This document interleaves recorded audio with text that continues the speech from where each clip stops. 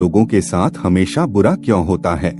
अधिकतर पूजा और पथ करने वालों की जिंदगी खुशहाल नहीं होती जितनी की दुष्ट व्यक्तियों की होती है। ये सब देखने के बाद आपके मन में भी ये सवाल जरूर उठा होगा कि अच्छे लोगों के साथ ही बुरा क्यों होता है। लेकिन आज के समय में नए जनरेशन के लोग इस बात को नहीं मानते। इसका सबसे बड़ा कारण ये है कि वे धर्म ग्रंथों को पढ़ते नहीं हैं या फिर लिखी बातों पर विश्वास नहीं करते। मित्रों, वीडियो शुरू करने से पहले आप सभी लोगों से एक छोटी सी अनुरोध है। अगर आपने अभी तक चैनल को सब्सक्राइब नहीं किया है तो चैनल को सब्सक्राइब जरूर करें। धर्म ग्रंथों में भगवत गीता एक ऐसा धर्म ग्रंथ है जिसमें मनुष्यों के मन में उठने वाले प्रश्न को विस्तार से बताया गया है। भगवत गीता में वर्णित एक कथा के अनुसार अर्जुन के मन में जब भी कोई दुविधा उत्पन्न होती थी तो वे उसके समाधान के लिए श्री कृष्ण के पास पहुंच जाते थे। एक दिन की बात है, अर्जुन श्री कृष्ण के पास आए और उनसे बोले, हे वासुदेव, मुझे एक दुविधा ने घेर रखा है और उसका समाधान आप ही बता सकते हैं। तब श्री कृष्ण ने अर्जुन से कहा, हे धनंजय, अपनी बात को विस्तार से बताओ, तब मैं तुम्हें उसका हल बताऊंगा। तब अर्जुन बोले, हे नारायण, कृपा कर आप मुझे ये बताइए कि अच्छे लोगों के साथ हमेशा बुरा ही क्यों होता है, जबकि बुरे लोग हमेशा ही खुशहाल दिखते हैं। अर्जुन के मुख से ऐसी बात सुनकर श्री कृष्ण बोले, हे पार्थ, मनुष्य जैसा देखता है या महसूस करता है वास्तव में वैसा कुछ नहीं होता, बल्कि अज्ञानतावश उसकी सच्चाई को समझ ही नहीं पाता है।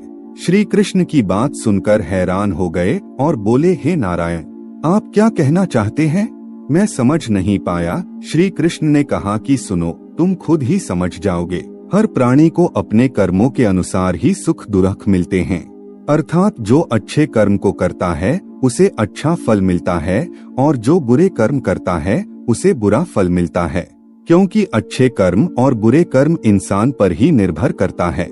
प्रकृति प्रत्येक को अपनी राह चुनने का मौका देती है। यह व्यक्ति विशेष की इच्छा पर निर्भर करता है कि वह किसके साथ चलना चाहता है। फिर कथा सुनाते हुए श्री कृष्ण जी बोले, बहुत समय पहले की बात है, एक नगर में दो पुरुष रहते थे, जिनमें से एक व्यापारी था जिसके लिए अपने जीवन में धर्म और नीति की बहुत महत्ता थी। वह पूजा पाठ और भगवान की भक्ति में बहुत विश्वास करता था। चाहे कुछ भी हो जाए वह मंदिर जाना नहीं भूलता था और न ही धर्म दान के कार्य में कोई कमी करता था। चाहे कुछ भी हो जाए वह भगवान की नित्य ही पूजा अर्चना किया करता था। वही दूसरी और उसी नगर का वह दूसरा पुरुष पहले पुरुष से बिल्कुल ही विपरीत था। वह मंदिर तो जाया करता था पर पूजा करने नहीं, मंदिर के बाहर से जूते चप्पल और धन चुराने के लिए। उसे दान धर्म न्याय नीति किसी से कुछ लेना देना नहीं था। इतना ही कि वह मंदिर जाकर वह चोरी किया करता था। इसी तरह समय बीतता गया और एक दिन उस नगर में जोर की बारिश हो रही थी, जिसकी वजह से उस नगर के मंदिर में पंडित के अलावा कोई नहीं था। ये बात जब दूसरे पुरुष को पता चला तो उसके मन में ख्याल आया कि अब ये सही मौका है मंदिर के धन को चुराने का। अब वह बारिश में ही मंदिर पहुंच गया। मंदिर पहुंचते ही उस चोर व्यक्ति ने पंडित से नजर बचाते हुए सारे धन को चुरा लिया और बड़ी प्रसन्नता से वहां से निकल गया। उसी समय धर्म कर्म पर विश्वास करने वाला व्यापारी भी मंदिर पहुंचा और भगवान के दर्शन किया, परंतु दुर्भाग्य से मंदिर का पुजारी उस भले व्यक्ति को ही चोर समझ बैठा और शोर मचाने लगा। शोर सुनते ही मंदिर में लोगों की भीड़ जमा हो गई और सभी लोग उस भले व्यापारी को ही चोर समझ बैठे, फिर उसे अपमानित करने लगे। यह सब देखकर वह भला व्यक्ति हैरान रह गया और उसे समझ नहीं आ रहा था कि उसके साथ ये क्या हो रहा है। फिर वह लोगों से बचता हुआ किसी तरह वह मंदिर से निकल गया, लेकिन दुर्भाग्य ने उसका साथ वहां भी नहीं छोड़ा। मंदिर से बाहर निकलते ही वहां एक गाड़ी से टकरा गया और वह भला व्यक्ति घायल हो गया। फिर वह व्यापारी लंगड़ाते हुए घर को जाने लगा। तभी रास्ते में उसकी मुलाकात उस दुष्ट व्यक्ति से हुई जिसने मंदिर का धन चोरी किया था। उसी वक्त उस दुष्ट को नोटों से भरी एक पोटली मिला। वह दुष्ट व्यक्ति झूमता और नाचता हुआ जोर जोर से बोल रहा था कि आज तो मेरी किस्मत ही चमक गई, एक साथ इतना सारा धन मिल गया। जब व्यापारी ने उस दुष्ट की बातें सुनी तो उसे बहुत हैरानी हुई और क्रोधित होकर उसने अपने घर जाकर भगवान की सारी मूर्तियां निकालकर फेंक दी और भगवान से नाराज होते हुए अपना जीवन व्यतीत करने लगा।